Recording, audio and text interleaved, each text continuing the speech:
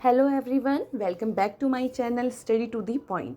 आज हम अधिकारों में समानता के अधिकार का अध्ययन करेंगे, जिसका वर्णन भारत के संविधान के अनुच्छेद 15 से लेकर 18 तक है। आज हम जानेंगे कि किस प्रकार भारत का संविधान समानता की बात तो करता है, लेकिन कैसे रीजनेबल क्लासिफिकेशन की बात करते हुए उन वर्गों को जो कि किसी प्रकार से पिछड़े हैं, चाहे वो शैक्षणिक रूप से हों, सामाजिक रूप से हों, आर्थिक रूप से हों, उनके लिए एक विशेष प्रावधान करता है जो ऊपर से तो हमें लग सकता है कि असमानता है, लेकिन वो सही मायने में भारत में समानता लाने का प्रयास करता है। कई बार आपने सुना होगा या देखा होगा कि कुछ विशेष जातियों को या कुछ विशेष वर्गों को नौकरियों में आरक्षण मिलता है, शिक्षा के क्षेत्र में आरक्षण मिलता है। तो आज जानेंगे कि वे कौन कौन से अनुच्छेद हैं भारत के संविधान में जो इस प्रावधान को करते हैं, जिस आधार पर उन लोगों को किसी भी प्रकार का विशेष अधिकार या आरक्षण, यह सुविधाएं प्राप्त होती हैं। क्योंकि जैसे मैं पहले भी कह चुकी हूँ कि भारत में जो कुछ भी घटित होता है वो घटित होता है भारत के संविधान के आधार पर। कुछ भी अपने मन से या किसी शासक के मन से नहीं चलता है, जो कुछ भी चलता है वो संविधान के आधार पर चलता है। तो आइए इस वीडियो को शुरू करते हैं। पहला कुछ ये प्रश्न है, बेसिक सा है, जो कि आपके एग्जाम्स में आ सकता है कि भारतीय संविधान में मूल अधिकारों को किस देश के संविधान से लिया गया है। तो यह संयुक्त राज्य अमेरिका के संविधान से लिया गया है। कांग्रेस ने अपने कौन से अधिवेशन के घोषणा पत्र में मूल अधिकारों की मांग की थी? आज़ादी से पूर्व प्रत्येक वर्ष, जब से कांग्रेस बना था, उसका प्रत्येक वर्ष एक अधिवेशन होता था। तो जो कराची अधिवेशन था 1931 का, जिसके अध्यक्ष थे सरदार वल्लभ भाई पटेल, उस अधिवेशन में जो अधिकारों का घोषणा पत्र है, इसकी मांग की गई थी। मूल अधिकारों का प्रारूप किसके द्वारा बनाया गया था? तो प्रारूप देखकर इसका आंसर डॉक्टर भीमराव अंबेडकर नहीं हो जाता है। मूल अधिकारों का जो प्रारूप था वो पंडित जवाहरलाल नेहरू जी ने बनाया था। समानता का अधिकार का वर्णन भारत के संविधान के किन अनुच्छेदों में है? तो आपने पता है कि 12 से 35 तक तो मूल अधिकार हैं, और उस मूल अधिकार में भी एक अधिकार है समानता का अधिकार, जो कि पहला मौलिक अधिकार है। तो अनुच्छेद 14 से 18 तक जो अनुच्छेद हैं उसमें समानता के अधिकार का वर्णन है।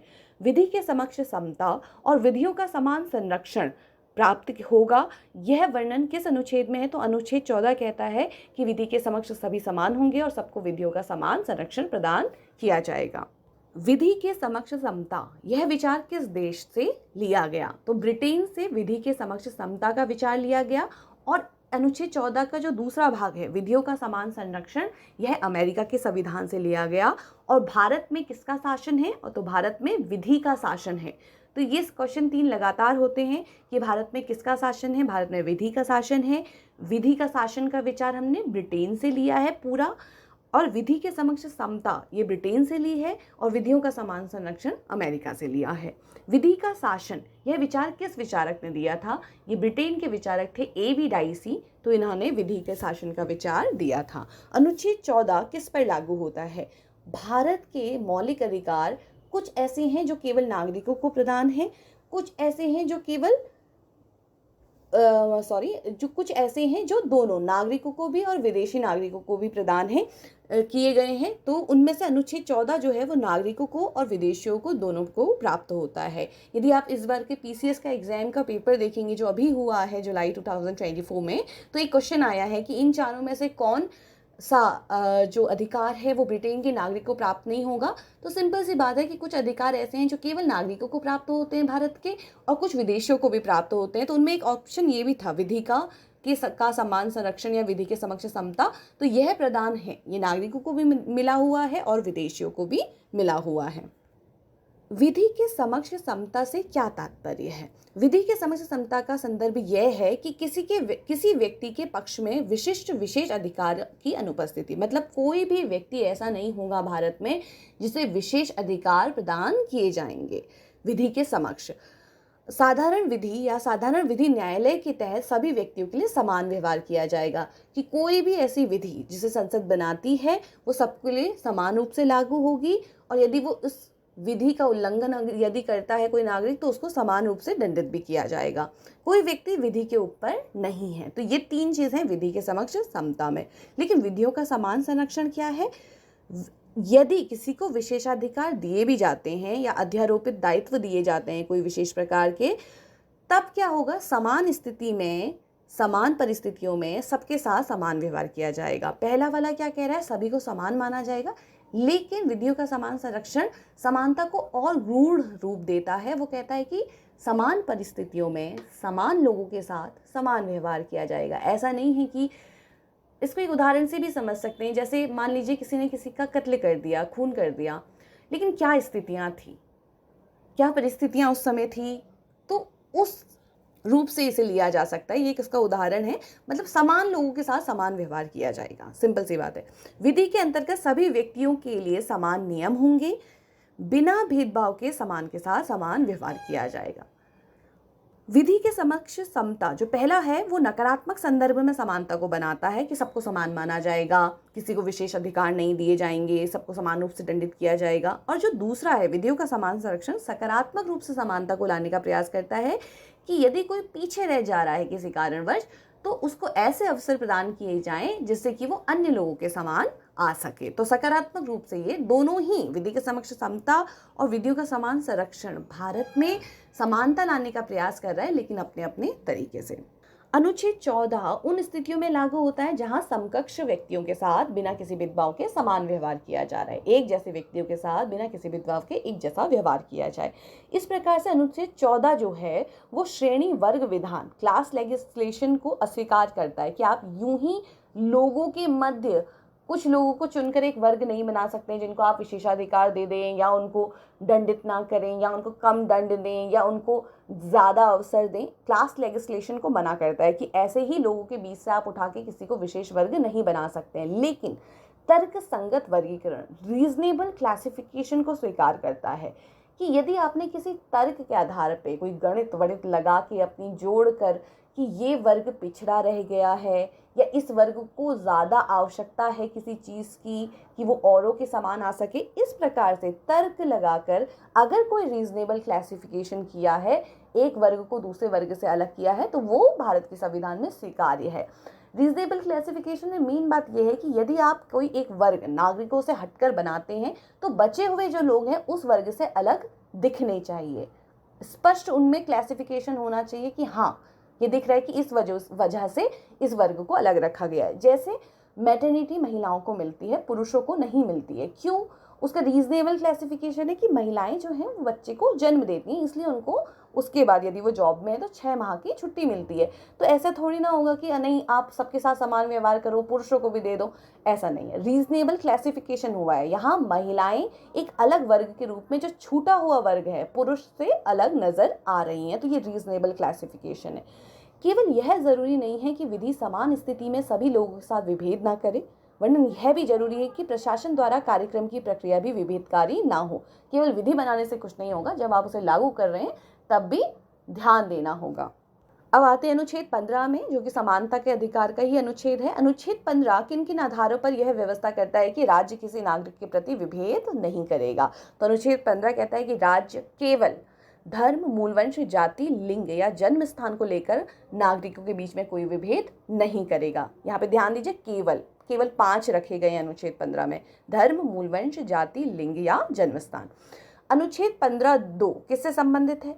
किसी नागरिक को केवल धर्म, मूलवंश, जाति, लिंग या जन्म स्थान के आधार पर या इनमें से किसी एक के आधार पर दुकानों, सार्वजनिक भोजनालयों, होटल, सार्वजनिक स्थानों में जाने से नहीं रोका जा सकता है। आप उन्हें नहीं रोक सकते हैं कि आप यहाँ नहीं आएंगे, कि केवल आप इस धर्म के हैं तो आपको हम होटल में नहीं आने देंगे, या आप इस जाति के हैं तो नहीं आने देंगे। आप ऐसा नहीं कर सकते अनुच्छेद 15 के आधार पर। विधि से पोषक या साधारण जनता के प्रयोग के लिए यदि कोई तालाब बनाया है, स्नान घर बनाए हैं, सड़क बनाए हैं, सार्वजनिक जो स्थल बनाए गए हैं या जो सार्वजनिक गाड़ियां हैं, उनमें केवल आप धर्म, मूलवंश, जाति, लिंग या जन्म स्थान के आधार पर विभेद नहीं कर सकते हैं। अनुच्छेद केवल राज्य को प्रतिषेध नहीं करता, अपितु तो साधारण जनता को भी विभेद करने से रोकता है। ये भी ध्यान देने योग्य है कि अनुच्छेद 15 केवल ये नहीं करता है कि राज्य ध्यान देगा कि इन चीज़ों के आधार पर विभेद ना हो, वो व्यक्तियों से भी कहता है कि आप भी ध्यान दें कि इन चीज़ों के आधार पर विभेद ना हो।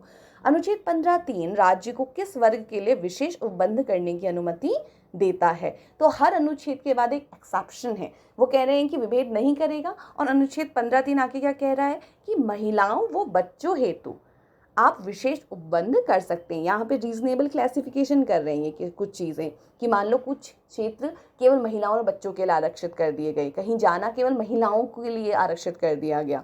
उदाहरण स्वरूप स्थानीय निकायों में महिलाओं के लिए आरक्षण की जो व्यवस्था है और बच्चों के लिए जो निःशुल्क शिक्षा की व्यवस्था है वो अनुच्छेद 15(3) के आधार पर ही की गई है, विशेष उपबंध किए गए हैं। अनुच्छेद 15(4) राज्य को किस वर्ग हेतु विशेष उपबंध करने की अनुमति देता है। 15(3) तो महिलाओं और बच्चों के लिए देता है। 15(4) राज्य को अनुमति देता है कि वह सामाजिक व शैक्षणिक रूप से पिछड़े वर्गों या अनुसूचित जाति एवं जनजाति के विकास के लिए कोई विशेष उपबंध कर सकती है। SC STs के लिए या सामाजिक और शैक्षणिक रूप से यदि कोई वर्ग पिछड़ा हुआ है तो उसके लिए विशेष उपबंध किया जा सकता है। उदाहरण के लिए विधानमंडल में सीटों का आरक्षण, सार्वजनिक शिक्षण संस्थाओं में इनको शुल्क से छूट मिलती है SC STs को। भारत के संविधान में अनुच्छेद 15(5) कब और किस संविधान संशोधन के द्वारा जोड़ा गया। इसका मतलब पहले 15 में केवल 15 1 2 3 4 थे। 15(5) जो है वो 2005 में 93वें संविधान संशोधन के द्वारा जोड़ा गया। और अनुच्छेद 15(5) क्या कहता है। यह अनुच्छेद राज्य को अधिकार देता है कि वो सामाजिक और शैक्षिक रूप से पिछड़े लोगों या अनुसूचित जाति जनजाति के लोगों के उत्थान के लिए शिक्षण संस्थाओं में प्रवेश के लिए छूट संबंधी कोई नियम बना सकता है। एडमिशन में यह शैक्षणिक संस्थान राजकीय, राज्य से अनुदान प्राप्त या निजी किसी भी प्रकार के हो सकते हैं। अनुच्छेद 15(5) को प्रभावी बनाने के लिए कौन सा अधिनियम पारित किया गया। केंद्रीय शैक्षिक संस्थान प्रवेश आरक्षण अधिनियम 2006। इसके अंतर्गत छात्रों के लिए सभी उच्च शिक्षण संस्थाओं में सीटें आरक्षित की गई, जो SC ST या 15(5) में जिनके बारे में भी लिखा गया है उनके लिए। क्रीमी लेयर का सिद्धांत सर्वोच्च न्यायालय द्वारा किस मामले में दिया गया। बहुत ही इंपॉर्टेंट मामला है भारत के इतिहास में। इंदिरा साहनी बनाम भारत सरकार 1992 का ये मामला है। इसमें क्रीमी लेयर का सिद्धांत दिया गया। क्रीमी लेयर क्या है। क्रीमी लेयर को हिंदी में कहते हैं समुन्नत परत। ऐसे लोग जो किसी एक विशेष वर्ग में, जिनको पिछड़ा माना जा रहा है, लेकिन उस वर्ग में आते हुए भी शैक्षिक, सामाजिक या आर्थिक रूप से इतने सुदृढ़ हैं कि आप उनको उस वर्ग में रखते हुए भी पिछड़ा नहीं मान सकते, तो इन्हें क्रीमी लेयर कहा जाता है। और ये उस वर्ग को मिलने वाली सुविधाओं से, विशेष सुविधाओं से इनको वंचित रखा जाता है, इनको सामान्य जनरल के रूप में माना जाता है। तो क्रीमी लेयर का सिद्धांत इंदिरा साहनी बनाम भारत सरकार 1992 में आया। क्रीमी लेयर का सिद्धांत जब लागू किया गया 1993 में, उस समय वार्षिक आय क्या रखी गई एक व्यक्ति की कि उसे क्रीमी लेयर में माना जाएगा, तो 1 लाख रुपए प्रति वर्ष। वर्तमान में ये है 8 लाख रुपए प्रति वर्ष। 2017 से इसे माना जा रहा है। अनुच्छेद 15(6) भारत के संविधान में कब जोड़ा गया। 15(5) के बाद अनुच्छेद 15(6) भी जोड़ा गया है। ये रिसेंटली 2019 में जोड़ा गया है भारत के संविधान में 103वां संविधान संशोधन करके। संविधान का अनुच्छेद 15(6) किससे संबंधित है। अनारक्षित श्रेणी, मतलब जो ना 15(3) में आ रहे हैं, ना 15(4) में आ रहे हैं, तो ऐसे लोग 15 ना 4 में आ रहे हैं, ना 15(5) में आ रहे हैं, ऐसे उल्लेखित वर्गों को छोड़कर देश के सभी आर्थिक रूप से पिछड़े हुए वर्ग जो हैं वो 15(6) में आते हैं। तो क्या है, अनारक्षित श्रेणी में आर्थिक रूप से पिछड़े वर्ग के लिए आरक्षण की अनुमति देता है, जो 15(4) और 15(5) में उल्लेखित वर्गों को छोड़कर देश के सभी आर्थिक रूप से कमजोर वर्गों के लिए यह प्रावधान करता है कि शिक्षण संस्थाओं में इनके प्रवेश हेतु सीटें संरक्षित की जाएंगी। EWS आपने सुना होगा, इकोनॉमिक वीकर सेक्शन को। पहले आर्थिक रूप से जो आरक्षण था वो भारत में नहीं मिलता था, तो 2019 से यह आरक्षण शुरू हो गया है। वर्तमान में 103वें संविधान संशोधन के बाद भारत में आरक्षण में कितने प्रतिशत पहुंच चुका है, तो ये पहुंच चुका है 59.5%। सर्वोच्च न्यायालय ने पहले ये निर्णय दिया था कि आरक्षण को 50% की सीमा से अधिक नहीं बढ़ाया जा सकता। एक वर्ष में किसी भी सीट पे 50% से ज़्यादा आरक्षण नहीं होगा, लेकिन EWS के बाद ये 59.5 हो गया है। सर्वोच्च न्यायालय ने अपने निर्णय में कहा इस संबंध में कि इस आरक्षण को जो EWS के आधार पर दिया जा रहा है उसको उस 50% आरक्षण से अलग रखा जाएगा। इस वजह से 50% से ज़्यादा आरक्षण भारत में अब हो गया है। राज्य के अधीन किसी पद पर नियोजन या नियुक्ति से संबंधित विषयों में सभी नागरिक के लिए अवसर की समानता होगी। यह किस अनुच्छेद में कहा गया है। अनुच्छेद 16(1) ये नौकरियों से संबंधित है कि सभी को समान माना जाएगा। लोक नियोजन या नियुक्ति के संबंध में किसी भी नागरिक के साथ केवल धर्म, मूल वंश, जाति, लिंग, जन्मस्थान या निवास के आधार पर विभेद नहीं किया जाएगा। ये किस अनुच्छेद में कहा गया है? अनुच्छेद 16(2).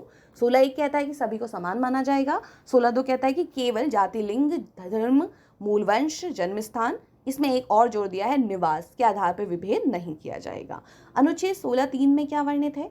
यह अनुच्छेद संसद को यह अधिकार देता है कि किसी राज्य संघ क्षेत्र में किसी रोजगार के लिए निवास स्थान को एक योग्यता के रूप में आरोपित कर सकती है। पहले तो वो 16(2) में कह रहे हैं कि निवास के आधार पर कोई विभेद नहीं किया जाएगा, किंतु संसद को यह अधिकार दिया है कि किसी विशेष राज्य में यदि ऐसा लग रहा है कि निवास को एक योग्यता बनानी चाहिए कि उसी क्षेत्र के निवासी, उसी राज्य के निवासी इस जॉब के लिए पार्टिसिपेट कर पाएंगे या इस जॉब में रह पाएंगे, तो इसका अधिकार संसद को दिया गया है। लोक नियोजन निवास संबंधी अपेक्षाएं अधिनियम 1957 इसके संबंध में पारित किया गया था।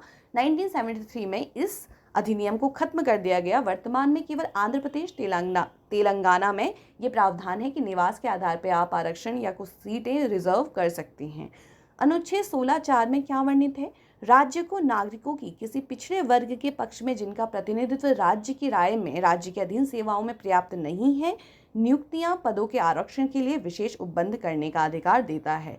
सिंपल सी बात यह है कि अगर राज्य को ऐसा लगता है कि उसकी किसी नौकरी में या नौकरियों में कोई एक ऐसा वर्ग है जिसका प्रतिनिधित्व नहीं है, मान लीजिए वो अनुसूचित जाति ही है या कोई कहीं पे महिलाओं का प्रतिनिधित्व नहीं है, कोई ऐसा वर्ग है जो पीछे रह गया है, तो उसको नौकरियों में आरक्षण दिया जाता है। तो नौकरियों में जो आरक्षण दिया जाता है वो 16(4) के आधार पर दिया जाता है। अब वो तो 16(4) कह रहा है नौकरियों में आरक्षण दिया जाएगा, लेकिन ये तो नहीं कहता है कि पदोन्नति में भी आरक्षण दिया जाएगा। लेकिन भारत में पदोन्नति में भी आरक्षण दिया जाता था। कब तक? इंदिरा साहनी बनाम भारत राज्य का जो केस आया था 1992 में, उसमें कहा गया कि ये जो 16(4) है वो केवल नौकरियां मिलने में आरक्षण की बात करता है। पदोन्नति में जो आरक्षण दिया जा रहा है वो गलत है और अगले 5 साल के बाद इसको खत्म कर दिया जाएगा। 77वां संविधान संशोधन द्वारा भारतीय संविधान में कौन सा अनुच्छेद जोड़ा गया? तो इस निर्णय के बाद अगर आप भारत के इतिहास को देखें तो संसद और सर्वोच्च न्यायालय या न्यायालय का हमेशा से कुछ ना कुछ विवाद रहता है कि सर्वोच्च न्यायालय कुछ गलत ढूंढ लेता है सरकार के काम में और सरकार उसको सही करने के लिए फिर उसके बाद क्या कर देती है? संविधान में संशोधन। तो उक्त निर्णय के बाद क्या हुआ कि 77वां संविधान संशोधन भारतीय संसद ने किया। अनुच्छेद उसके बाद आया 16(4) का। उसमें क्या कहा गया कि राज्य के अधीन सेवाओं में किसी भी वर्ग या वर्गों के पदों पर पदोन्नति के मामले में राज्य अनुसूचित जातियों और अनुसूचित जनजातियों के पक्ष में आरक्षण के लिए उपबंध कर सकता है। कि उन्होंने कहा था कि नहीं, आरक्षण नहीं होगा पदोन्नति में। 16(4) में तो केवल नौकरियों में कहा है, तो 16(4) को जोड़ दिया गया कि नहीं, पदोन्नति में आरक्षण SC और ST को मिलेगा। 81वां संविधान संशोधन 2000 द्वारा कौन सा अनुच्छेद भारत के संविधान में जोड़ा गया? उसके बाद एक और संशोधन हुआ 81वां, जब जोड़ा गया 16(4) ख। इसके अनुसार यदि आरक्षण स्थान किसी एक वर्ष पद बगैर भरे रह जाते हैं, मान लो किसी नौकरी में आरक्षित सीट थी 20, लेकिन वो 18 ही भरी, 2 रह गई, तो उसको अगले साल के लिए आप बढ़ा सकते हैं और ये 50% के आरक्षण में नहीं आएगा। मतलब ये 2 सीटें अगले बार जब नौकरी आएगी तो उसमें रखी जाएंगी। तो बैकलॉग आपने सुना होगा, तो ये होती है बैकलॉग व्यवस्था कि पिछली वाली सीट्स को अगले बार के लिए बढ़ा दिया जाता है और इसको 50% आरक्षण में नहीं माना जाता है। तो ये 81वां संविधान संशोधन है। 82वां संविधान संशोधन 2000 किससे संबंधित है? 82वां संविधान संशोधन के द्वारा अनुच्छेद 335 जो भारत के एक संविधान में है, उसमें लिखा गया था कि अनुसूचित जाति और अनुसूचित जनजातियों के उम्मीदवारों को नौकरी देने के लिए प्रशासन की दक्षता बनाए रखने पर ध्यान दिया जाए। लेकिन इसमें 82वां संविधान संशोधन करके एक परंतु जोड़ दिया गया कि यदि आपको, परंतु क्या कहता है कि अनुसूचित जातियों और अनुसूचित जनजातियों के सदस्यों के लिए किसी भी परीक्षा में योग्य पाए जाने के लिए ज़रूरी अंकों में कमी की जा सकती है। मतलब दक्षता को कम किया जा सकता है अथवा मूल्यांकन के मानक गिराए जा सकते हैं और यह व्यवस्था सभी स्तर की सरकारी नौकरियों में और पदोन्नतियों में भी लागू होगी। 85वां संविधान संशोधन किससे संबंधित है? ये पदोन्नति के आरक्षण को और अधिक मजबूत करता है और कहता है कि पदोन्नति में आरक्षण तो मिलेगा ही मिलेगा और पदोन्नति होने के बाद वरिष्ठता भी मिलेगी, सीनियरिटी भी मिलेगी। अनुच्छेद 16(5) में क्या कहा गया है? विधि विहित कर सकती है कि किसी धार्मिक या सांप्रदायिक संस्था के कार्य से संबंधित कोई पदाधिकारी या कोई सदस्य किसी विशेष धर्म को मानने वाला या विशिष्ट संप्रदाय का हो 16 क्या कहता है, किसी आधार पर विभेद नहीं होगा। 16(1) कहता है धर्म के आधार पर विभेद नहीं होगा। लेकिन 16(5) ये कहता है कि यदि कोई ऐसी धार्मिक या सांप्रदायिक संस्था है तो वो उस धर्म का व्यक्ति ही उस संस्था के लिए काम करे, ऐसा संभव है 16(5) के अनुसार। तो आप ये नहीं कह सकते कि नहीं नहीं मैं तो इस धर्म का हूँ और वाली सांप्रदायिक संस्था में मुझे भी नौकरी चाहिए।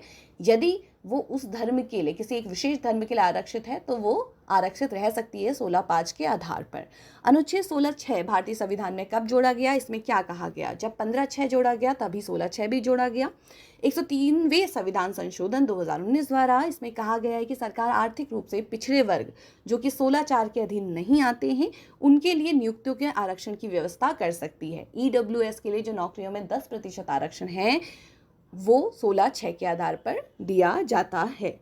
अस्पृश्यता का अंत किया जाता है, ये किस अनुच्छेद में वर्णित है? ये आपके पेपर के लिहाज से जो समूह ग के पेपर होते हैं या 12th के या ग्रेजुएशन के पेपर होते हैं उसमें 1 नंबर का क्वेश्चन आ सकता है। अनुच्छेद 17 कहता है भारत के संविधान में कि अस्पृश्यता का अंत किया जाता है।